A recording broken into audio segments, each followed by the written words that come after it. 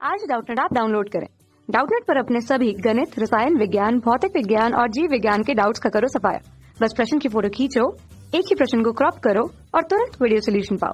अभी डाउनलोड करें। हेलो दोस्तों, हमारे सामने प्रश्न है समांतर माध्य के सापेक्ष निम्नलिखित प्रेक्षणों का माध्य विचलन ज्ञात कीजिए। हमें यहाँ पर आंकड़े दिए गए हैं, आयु से कम के रूप में दी गई है और बारंबारता दी गई है। तो इसकी सहायता से हमें माध्य विचलन निकालना है समांतर माध्य के सापेक्ष। तो समांतर माध्य के सापेक्ष माध्य विचलन का सूत्र क्या होता है? ये होता है समेशन एफ गुणा मॉड में एक्स ऋण एक्स का बार, जहाँ एक्स बार क्या है? माध्य है, बटा में समेशन एफ। तो माध्य कैसे निकालेंगे? प्रत्यक्ष विधि से एक्स बार बराबर होता है समेशन एफ एक्स बटा समेशन एफ, ये हो जाएगा। तो अब हमें क्या करना है? हमें एक सारणी बनाना है जहां पर हम पहले क्या निकालेंगे? एक्स का बार यानी इनका माध्य निकालेंगे और माध्य को प्रत्येक के मध्यमान से घटाकर हमें क्या मिल जाएगा? एक मान मिलेगा, उसका हम मॉड निकाल कर एफ से गुणा कर देंगे। तो उसके हिसाब से हम क्या करते हैं? हमारी सारणी को बनाते हैं। तो देखिए, अब ये हो जाएगा, हमारी सारणी बनेगी इस प्रकार से, जहां पर हमने इन आयु को लिख लिया है। आयु से कम के रूप में देखिए, 10 से कम मतलब 0 से 10। अब उसके वर्ग रूप में तोड़ेंगे तो 10 से 20, 20 से 30, इस रूप में हम इसे तोड़ देंगे। अब देखिए दोस्तों, से कम रूप में आंकड़े जब दिए गए थे, जो बारंबारता होती है वो क्या है?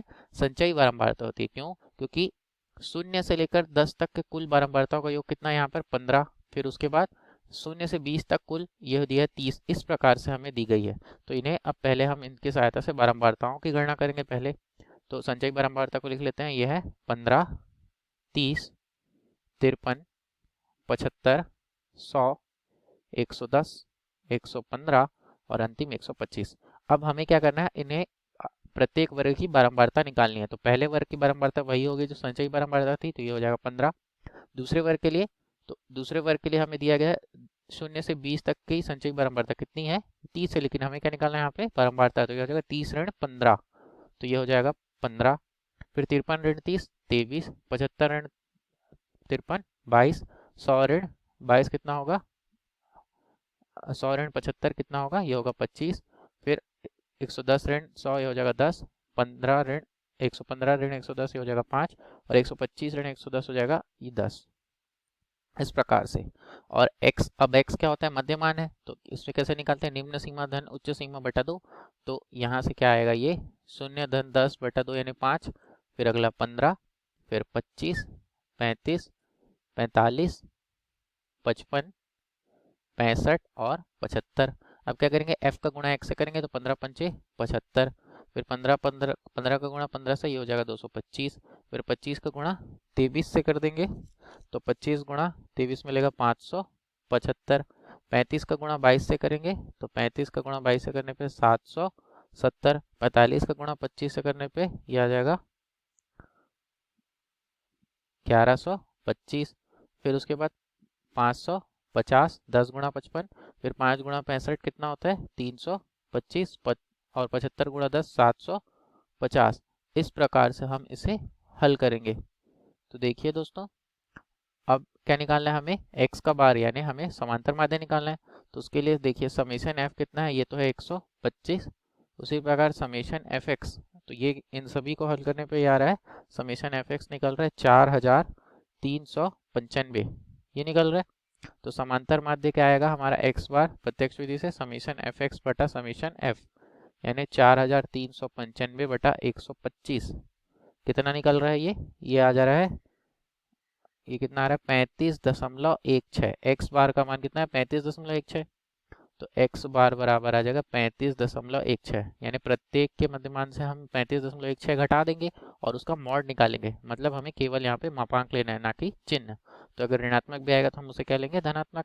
तो देखिए, अब मैं 5 में से 35.16 घटाऊंगा तो क्या आएगा यहाँ पे? ऋण 30.16, लेकिन उसका मापांक लेना, ये हो जाएगा 30.16। फिर उसके बाद क्या आएगा? 20.16। फिर क्या आएगा? 10.16। फिर यहाँ पर से क्या आएगा? 0.16। अब इसे इसी प्रकार आगे घटाएंगे तो यहाँ से आ रहा है 9.84, 19.84। फिर अगला क्या है? 29.84 और अंतिम 39.84। अब x ऋण x बार का जो मॉड निकला है उसका गुणा f से कर देते हैं, क्योंकि हमें सूत्र में इसकी आवश्यकता है। तो देखिए, ये हो जाएगा 452.4 पहला। दूसरा आ रहा है 302.4, तीसरा 233.68, 233.68, फिर 3.52, फिर 246, फिर 198.4, फिर कितना होगा 149.2 और अंतिम 398.4। अब इन सभी को हम जोड़ देते हैं, तो इन सभी को जोड़ने से कितना आ रहा है, तो यहाँ से समेशन क्या चाहिए, समेशन f गुणा x ऋण x का बार का मॉड, ये हमें कितना मिल रहा है, इन्हें सभी को जोड़ने पर हमें जो प्राप्त हो रहा है वो है 1984। तो हमें क्या निकालना है, माध्य विचलन निकालना है, तो माध्य विचलन के सूत्र में रख देते हैं, देखिए इसे, तो माध्य विचलन कितना होगा, समेशन f गुणा x ऋण x का बार का मॉड पूरे का बटा समेशन f, तो ये आ जाएगा 1984 बटा समेशन f का मान कितना है 125, भाग दे देते हैं 125 से इसे, तो 125 से भाग देने पर ये आ रहा है 15.87, तो 87, तो हमारा माध्य विचलन कितना आ गया 15.87, यही हमारा उत्तर होगा। धन्यवाद।